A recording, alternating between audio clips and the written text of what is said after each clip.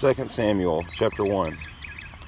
After the death of Saul, when David had returned from striking down the Amalekites, David remained 2 days in Ziklag.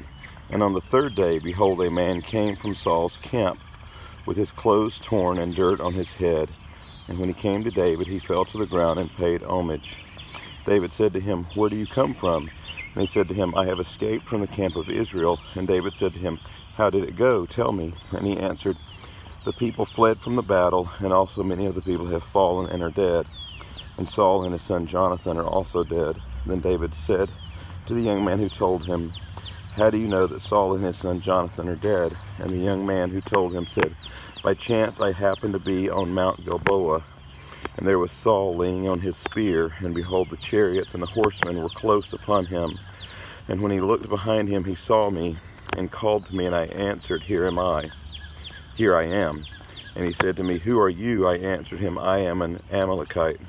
And he said, Stand beside me and kill me, for anguish has seized me, and yet my life still lingers. So I stood beside him and killed him, because I was sure that he could not live after he had fallen. And I took the crown that was on his head, and the armor that was on his arm, and I have brought them here to my Lord."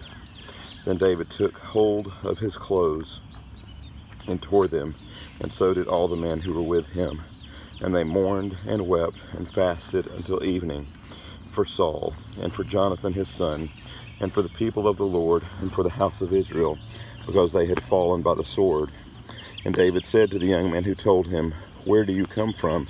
And he answered, "I am the son of a sojourner, an Amalekite." David said to him, "How is it you were not afraid to put out your hand to destroy the Lord's anointed?" Then David called one of the young men and said, "Go execute him." And he struck him down so that he died. And David said to him, "Your blood be on my head, for your own mouth has testified against you, saying, I have killed the Lord's anointed." And David lamented with his lamentation over Saul and Jonathan his son. And he said it should be taught to the people of Judah, "Behold, it is written in the book of Jashar." He said, "Your glory, O Israel, is slain on your high places. How the mighty have fallen. Tell it not in Gath, publish it not in the streets of Ashkelon, lest the daughters of the Philistines rejoice, lest the daughters of the uncircumcised exult. Your mountains of Gilboa, let there be no dew or rain upon you, nor fields of offerings. For there the shield of the mighty was defiled, the shield of Saul, not anointed with oil, from the blood of the slain, from the fat of the mighty. The bow of Jonathan turned not back, and the sword of Saul returned not empty. Saul and Jonathan, beloved and lovely, in life and in death they were not divided. They were swifter than eagles, they were stronger than lions. Your daughters of Israel weep over Saul, who clothed you luxuriously in scarlet, who put ornaments of gold on your apparel. How the mighty have fallen in the midst of the battle. Jonathan lies slain on your high places. I am distressed for you, my brother Jonathan. Very pleasant have you been to me. Your love to me was extraordinary, surpassing the love of women. How the mighty have fallen, and the weapons of war perished." Chapter 2.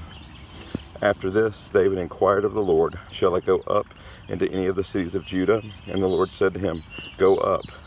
David said, "To which shall I go up?" And he said, "To Hebron." So David went up there, and his 2 wives also, Ahinoam of Jezreel, and Abigail, the widow of Nabal of Carmel. And David brought up his men who were with him, everyone with his household. And they lived in the towns of Hebron. And the men of Judah came, and there they anointed David king over the house of Judah.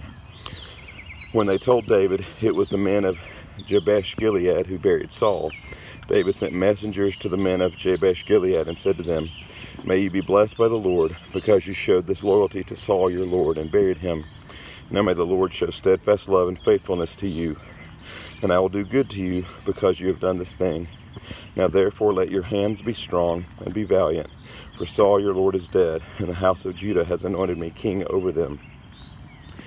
But Abner, the son of Ner, commander of Saul's army, took Ishbosheth, the son of Saul, and brought him over to Mahanaim, and he made him king over Gilead, and the Asherites, and Jezreel, and Ephraim, and Benjamin, and all Israel.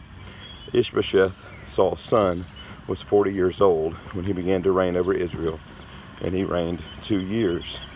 But the house of Judah followed David, and the time that David was king in Hebron over the house of Judah was 7 years and 6 months.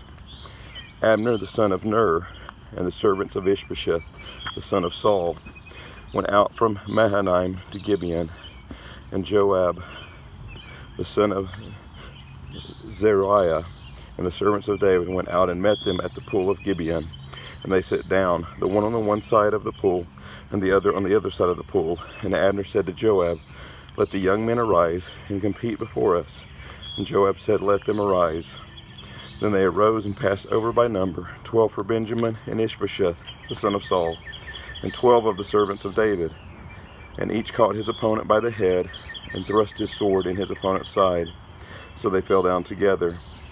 Therefore that place is called Helkath Hazurim, which is at Gibeon. And the battle was very fierce that day, and Abner and the men of Israel were beaten before the servants of David. And the 3 sons of Zeruiah were there, Joab, Abishai, and Asahel. Now Asahel was as swift as foot as a wild gazelle. And Asahel pursued Abner, and as he went, he turned neither to the right hand nor to the left from following Abner. Then Abner looked behind him and said, "Is it you, Asahel?" And he answered, "It is I." Abner said to him, "Turn aside to your right hand or to your left, and seize one of the young men and take his spoil." But Asahel would not turn aside from following him. And Abner said again to Asahel, "Turn aside from following me. Why should I strike you to the ground? How then could I lift up my face to your brother Joab?" But he refused to turn aside. Therefore Abner struck him in the stomach with the butt of the spear, so that the spear came out at his back. And he fell there and died where he was, and all who came to the place where Asahel had fallen had died, stood still. But Joab and Abishai pursued Abner, and as the sun was going down, they came to the hill of Ammah, which lies before Giah, on the way to the wilderness of Gibeon. And the people of Benjamin gathered themselves together behind Abner and became one group and took their stand on the top of a hill. Then Abner called to Joab, "Shall the sword devour forever? Do you not know that the end will be bitter?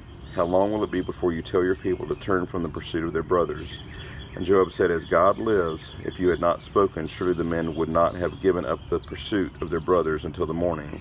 So Joab blew the trumpet, and all the men stopped and pursued Israel no more, nor did they fight any more. And Abner and his men went all that night through the Arabah. They crossed the Jordan, and marching the whole morning, they came to Mahanaim. Joab returned from the pursuit of Abner, and when he had gathered all the people together, there were missing from David's servants 19 men besides Asahel. But the servants of David had struck down of Benjamin 360 of Abner's men. And they took up Asahel and buried him in the tomb of his father, which was at Bethlehem. And Joab and his men marched all night, and the day broke upon them at Hebron. This concludes chapter 2 of 2 Samuel.